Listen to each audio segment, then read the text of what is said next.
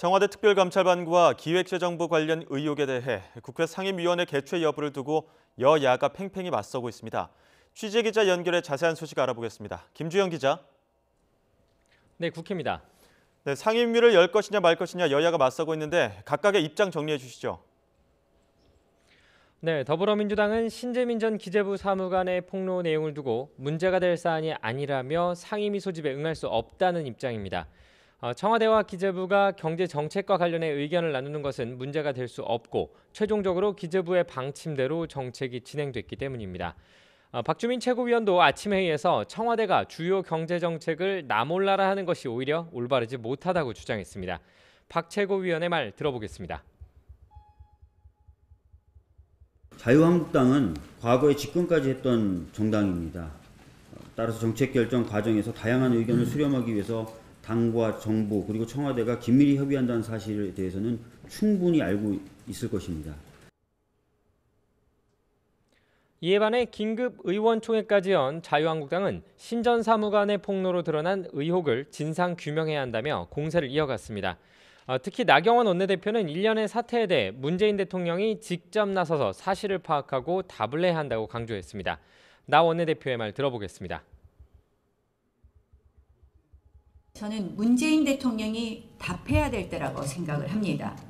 청와대가 주도한 민간인 불법 사찰, 공무원 사찰, 블랙리스트 작성, 그리고 나라 살림 조작 사건의 진상 규명을 해줘야 합니다.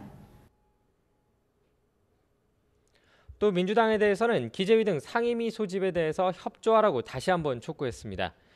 이런 가운데 바른미래당은 상임위 소집에 대해 긍정적인 입장을 밝히고 있어 상임위 개최 여부에 관심이 쏠리고 있습니다. 네, 여야 교섭단체 3당이 오늘 오전 회의에서 서로 다른 부분을 강조한 것 같은데 어떤 이야기들이 오갔죠? 네, 더불어민주당은 민생, 자유한국당은 공영방송, 바른미래당은 정치개혁을 핵심 주제로 잡고 있습니다. 먼저 더불어민주당은 오늘 오전 민생 관련 당내위원회 4곳이 모이는 연석회의를 진행했는데요. 이해찬 대표는 이 자리에서 민생 경제를 활성화시켜야 한다고 지적하면서 의원들이 현장에서 경제 정책 관련 이야기를 많이 들어달라고 당부했습니다.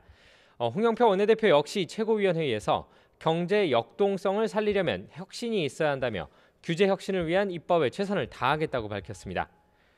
이에 반해 자유한국당은 오늘 오전 KBS 관련 특위 회의를 열고 KBS가 편향된 방송을 하고 있다고 비판했습니다.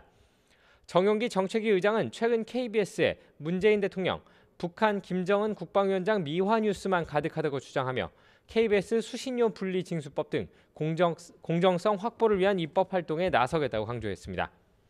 연동형 비례대표제 도입에 사활을 걸고 있는 바른미래당은 역시 정치개혁 문제에 집중하고 있습니다. 손학규 당대표는 아침 회의에서 연동형 비례대표제의 필요성을 강조하면서 국민의 뜻을 받드는 국회를 구성하고 민주주의를 한 단계 더 높여가자고 밝혔습니다. 지금까지 국회에서 YTN 김주영입니다.